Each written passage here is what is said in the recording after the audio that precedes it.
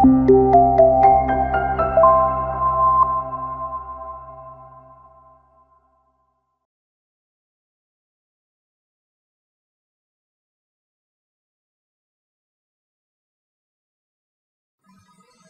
jumpa lagi di sesi pertama kelas kreasi doodle art. Di sesi ini kita akan coba share apa sih tujuan dari kelas kreasi doodle art ini. Kemudian kita pengen share juga apa sih itu doodle art. Kemudian kira-kira alat-alat apa aja yang akan kita butuhkan. Dan kita punya referensi beberapa artis, visual artis atau seniman-seniman yang mengeksplorasi karyanya dengan doodle art gitu.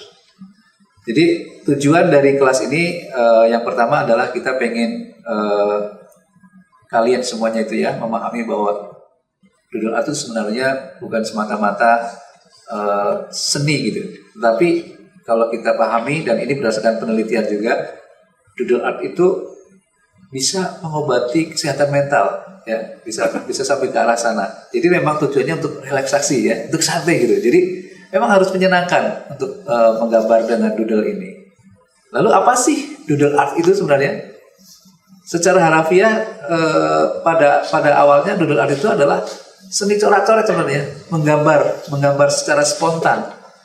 Bahkan tidak perlu proses yang bertele-tele, bahkan tidak perlu ada maknanya, tidak perlu dipikirkan seperti itu. Dan karena sangat ekspresifnya itu ya, justru kadang-kadang bisa menimbulkan atau menghasilkan objek-objek yang unik dan menarik. Dan disitulah menariknya kita mengeksplorasi gaya gambar doodle art ini. Nah, untuk memulainya apa ya kita butuhkan ya? Karena konsep dari doodle art ini adalah seni yang spontan, yang paling sederhana ya, seni coret-coret tadi itu ya. Maka alat yang dibutuhkan adalah juga sederhana. Mungkin yang kalian punya aja di rumah ya.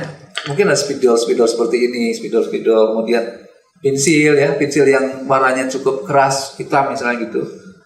Pen atau spidol besar atau drawing pen ya. Jadi apa saja yang kalian punya di rumah bisa kita mulai gitu ya. Ya kecuali nanti kalau sudah profesional, kalian bisa memilih alat gambar, alat grafik yang berkualitas ya, yang profesional gitu ya.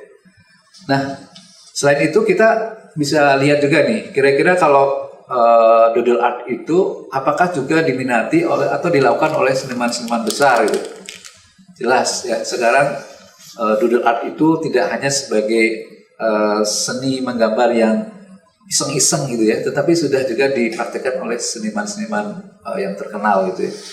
Yang paling populer adalah Mr. Doodle atau Sam Cox ya, dari Inggris, dari England ya.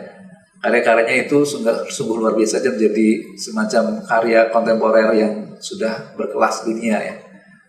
Dipraktekkan di dalam hampir semua media ya, baik media yang kecil, souvenir, merchandise, atau media-media yang sangat besar. Bahkan pesawat itu pernah di-doodling sama Mr. Doodle. Kalau di Indonesia ada seniman-seniman muda kayak misalnya Mukley atau juga alphabats.xyz, itu juga sangat konsentrasinya karya-karyanya menggunakan doodle gitu.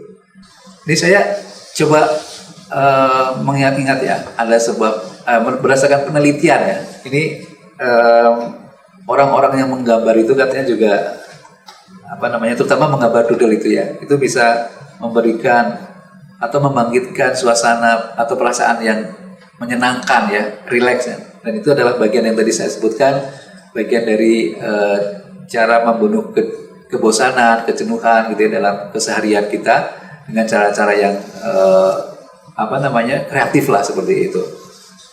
Oke, saya rasa pertemuan pertama itu ya, saya meyakini betul bahwa apa yang kita mulai dengan kebaikan nanti akan berakhir juga dengan kebaikan. Kita harus mulai kelas kreasi doodle art ini dengan perasaan senang, dengan perasaan gembira, dan mudah-mudahan itu akan mempengaruhi karya doodle kita nanti di akhir sesi ya, R10 menjadi karya-karya yang menyenangkan juga buat kita.